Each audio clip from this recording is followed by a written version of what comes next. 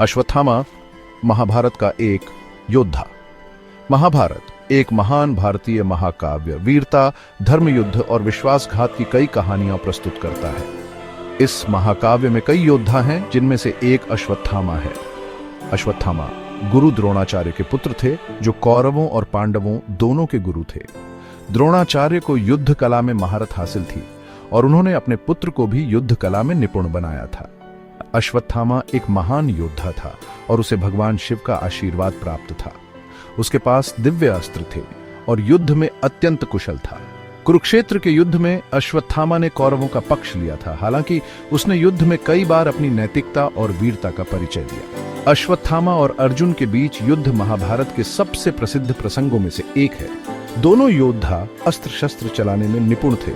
इस युद्ध में अश्वत्थामा ने ब्रह्मास्त्र का प्रयोग किया था, जो एक विनाशकारी अस्त्र था। अमरता का श्राप। कुरुक्षेत्र युद्ध के अंतिम समय में अश्वत्थामा ने एक जघन्य अपराध किया। उसने सोते हुए पांडव पुत्रों की हत्या कर दी, यह सोचकर कि वे पांडव हैं। इस जघन्य कृत्य के लिए भगवान कृष्ण ने उसे श्राप दिया कि वह अनंत काल तक पृथ्वी पर भटकता रहेगा। भगवान कृष्ण ने अश्वत्थामा के माथे पर लगे मणि को भी छीन लिया था, जो उसे सभी रोगों और मृत्यु से बचाता था।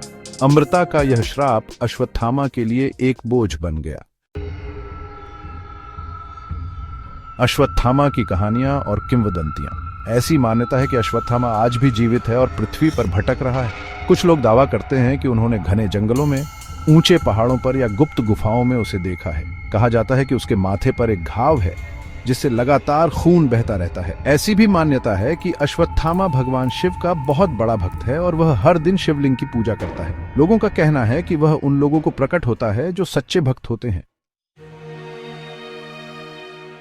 सच्चाई और किंवदंती के बीच। अश्वत्थामा की कहानी सच्चाई और किंवदंती का मिश्रण है।